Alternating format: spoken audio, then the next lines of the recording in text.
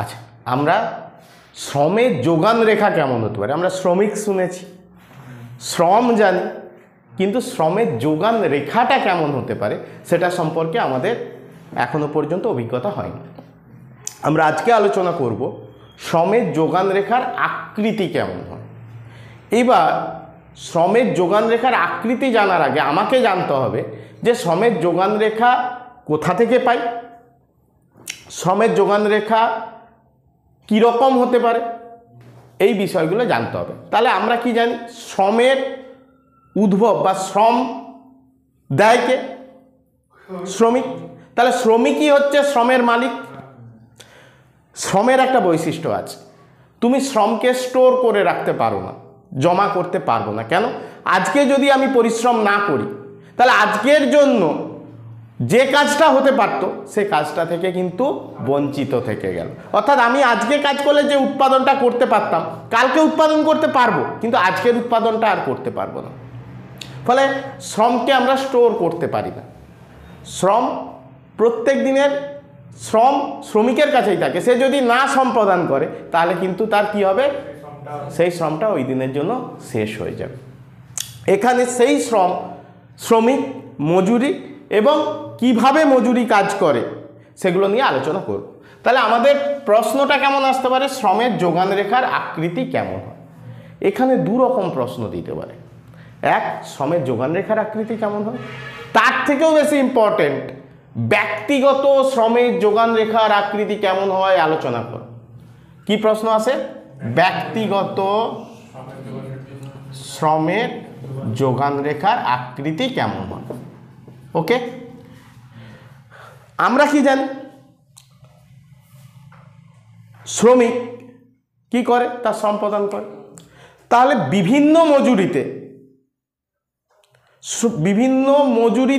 আমরা বিভিন্ন ধরনের বা বিভিন্ন পরিমাণ শ্রম পেতে পারি। তাহলে কোন মজুরিতে কতটা শ্রম পাবো বা কতটা শ্রম আমি প্রদান করব? ধরো আমি 50 টাকা মজুরিতে কাজ করতে রাজি আছি, কিন্তু তুমি নাও রাজি থাকতে পারো। তাহলে একটা নির্দিষ্ট মজুরিতে আমি কতটা শ্রম প্রদান করব বা কতটা শ্রম পাচ্ছি বা কতটা শ্রম দিতে রাজি আছি সেটাই হবে আমার ব্যক্তিগত শ্রমের যোগান রেখা। একজন ব্যক্তি কোন মজুরিতে কতটা শ্রম প্রদান করতে রাজি আছে সেটা হচ্ছে ব্যক্তিগত শ্রমের যোগান রেখা। কিন্তু ঠিক উল্টোভাবে যদি বলতে হয়, ব্যক্তিগত শ্রমের যোগান রেখার পাশাপাশি আমরা ওভারঅল শ্রমের যোগান পেতে পারি, যে একটা মজুরিতে বিভিন্ন ব্যক্তি কতটা করে তার শ্রম প্রদান করতে রাজি আছে সেগুলোর যোগফল হবে কি? ওই মজুরিতে বাজারের যোগান রেখা বলতে পারি, বা ওই মজুরিতে সমস্ত শ্রমিকের যোগান রেখা বলতে পারি। অর্থাৎ দুটো কথা আসছে, একটা কি ব্যক্তিগত শ্রমের যোগান, আরেকটা হচ্ছে যে সমষ্টিগত শ্রমের যোগানও বলতে পারি। ওকে, শ্রমের যোগান কে চায় বা শ্রমের যোগান আমরা পাই কিভাবে? ওই যে বললাম নির্দিষ্ট মজুরিতে বিভিন্ন ব্যক্তি কতটা শ্রম দিচ্ছে সেটাই হবে ওই মজুরিতে ওই সময়ে ওই মজুরিতে ওই শ্রমের যোগান। ধরো আমি একটা কোম্পানি, আমার 200 জন লেবার লাগবে, আমি 50 টাকা মজুরি দিতে রাজি আছি। তাহলে আমি ধরো 50 টাকায় কতটা, ধরো 150 জন পাচ্ছি। তাহলে 50 টাকায় 150 জন যদি আমি মজুর পাই বা শ্রমিক পাই বা কাজ করতে রাজি আছে এমন লোক পাই, তাহলে 50 টাকা ওটাই হবে শ্রমের যোগান। আবার দাম যখন বাড়ছে, আমরা কি জানি দাম বাড়লে শ্রমের যোগান বেড়ে যাবে। 50 টাকায় যে কজন কাজ করছিল 100 টাকা যখন দিচ্ছে তখন আরও বেশি লোক কাজ করতে রাজি থাকবে। হ্যাঁ, কারণ আমরা জানি শ্রমের মার্কেটটা কীরকম, দাম বাড়লে শ্রমের যোগান বাড়বে। কি? আচ্ছা, আমরা এখানে আলোচনা করব ব্যক্তিগত শ্রমের যোগান রেখা নিয়ে। এই ব্যক্তিগত শ্রমের যোগান রেখা দেখতে কেমন হয় এবং তার পেছনে কি লজিক কাজ করছে সেটাই কিন্তু এখানের আলোচ্য বিষয়। ব্যক্তিগত শ্রমের যোগান রেখা দেখতে হয় কীরকম না, প্রথমে ঊর্ধ্বমুখী এবং একটা সীমার পরে কিন্তু নিম্নমুখী। ছবিটা এইরকম হবে, প্রথমে ঊর্ধ্বমুখী, এই পর্যন্ত ধরো ঊর্ধ্বমুখী, তারপর থেকে নামতে শুরু করছে। এবার বলবে কেন স্যার? এই রেখার একটা নাম আছে, আগে সেই নামটা বলে দিই। এই রেখার নাম হচ্ছে ব্যাকওয়ার্ড বেন্ডিং কার্ভ।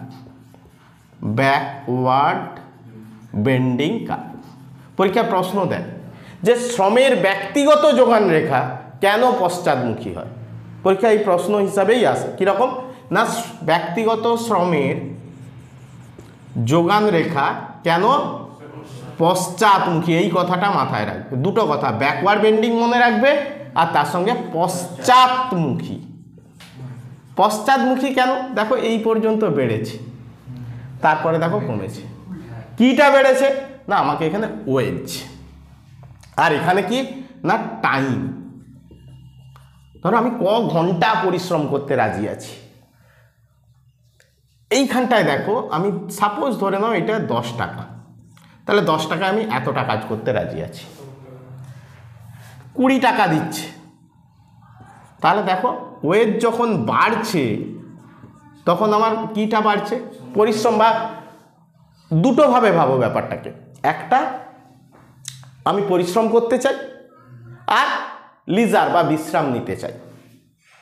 তাহলে পরিশ্রম করা আর বিশ্রাম নেওয়া, যখন মজুরি কম তখন পাবলিক কি করতে চাইবে, বিশ্রাম বেশি নিতে চাইবে আর পরিশ্রম কম করতে চাইবে। পরিশ্রম কম কেন না, মজুরিটা কম। তাহলে মজুরি কম থাকলে সে বলবে এত কাজ করতে গিয়ে আমার কি লাভ হবে। সাইকোলজিটা ভাবো যে আমি অত কম মজুরিতে সারাদিন খাটবো, সেখান থেকে আমার ইনকাম ঠিকভাবে আসবে না, তো আমি কেন কাজ করতে যাবো, তার থেকে আমি বিশ্রাম বেশি করে নেব। তাহলে মজুরি যখন কম, ব্যক্তিগত যোগানের ক্ষেত্রে কি হবে না, কম কাজ করতে চাইবে এবং বেশি সময় লিজার নিতে চাইবে।